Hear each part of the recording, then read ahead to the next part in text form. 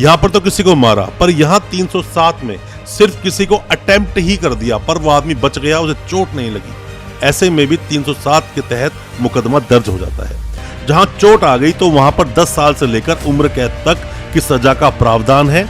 अगर चोट आ गई है, चोट नहीं आई है तो 10 साल से लेकर फाइन तक का प्रावधान है। दोस्तों 307 आईपीसी, जिसको आप हाफ मर्डर बोलते हो, हालांकि हाफ मर्डर जैसा कोई भी शब्द या कोई भी ऐसी कोई डेफिनेशन पूरे आईपीसी में कहीं है नहीं।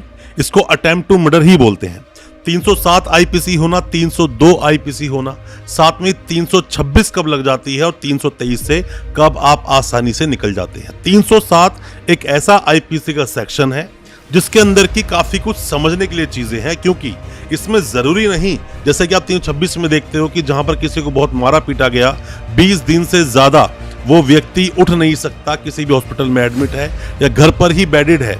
यहां पर तो किसी को मारा, पर यहां 307 में सिर्फ किसी को अटेम्प्ट ही कर दिया, पर वो आदमी बच गया, उसे चोट नहीं लगी। ऐसे में भी 307 के तहत मुकदमा दर्ज हो जाता है। दोस्तों 307 को समझने से पहले तो आप जो किताब बोलती है, किताबी लैंग्वेज क्या है 307 की, जिसमें लिखा है attempt to murder. Half murder जैसा वर्ड कहीं किसी किताब में लिखा नहीं है, इसे अटेम्प्ट टू मर्डर ही बोलते हैं, जिसके अंदर की वो एक्ट होने से वो सामने वाला कोई भी व्यक्ति मर सकता था। कोई भी व्यक्ति कोई ऐसा एक्ट करता है इंटेंशनली, जानबूझकर, जिससे कि ऐसे सर्कमस्टांस बनेंगे और सामने वाले की डेथ कारित हो सकती है, वो आदमी मर सकता है। ऐसे व्यक्ति को इम्प्रिजनमेंट मतलब उम्र कैद तक की सजा मिल सकती है। यही बोलती है हमारी किताब। दोस्तों 307 को समझने के लिए सबसे पहले तो आपको इंटेंशन को क्लियर करना पड़ेगा। इंटेंशन होना चाहिए कि सामने वाला किसी को मारना चाहता है, मतलब सामने वाले ने कोई भी एक ऐसी घटना कर दी जिससे कि सामने वाला मर सकता था। मान लो एक व्यक्ति ने किसी की तरफ गोली चलाई मारने के लिए, और एकदम से उसको पता चला, उसको दिखा तो वहां से वो हट गया, तो गोली उसको नहीं लगी, पर लगती तो वो मर जाता। तो यहाँ पर अभी उसको चोट तो लगी नहीं।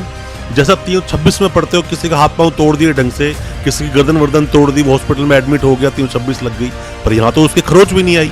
तो क्या यहाँ पर 307 लगेगी? हाँ जी, 307 यहाँ बिल्कुल लगेगी। ऐसा नहीं कि कोई अटेम्प्ट तो हुआ ही नहीं और उसके ऊपर 307 उठा के लगा दी जाए कि हाँ जी अटेम्प्ट टू मर्डर है।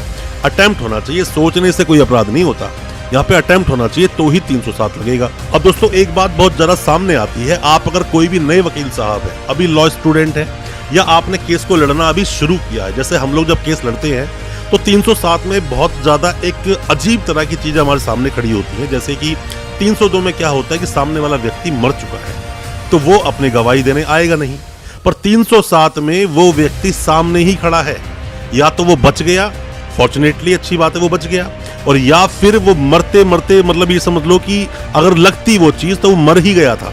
ऐसे मामलों में खुद अपनी गवाही देने के लिए वो सामने खड़ा है।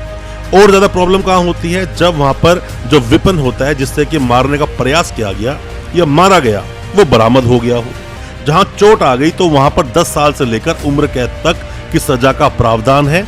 अगर चोट आ गई है, चोट नहीं आई है तो 10 साल से लेकर फाइन तक का प्रावधान है। अब कब डेथ में कन्वर्ट होगा वो भी समझ लो।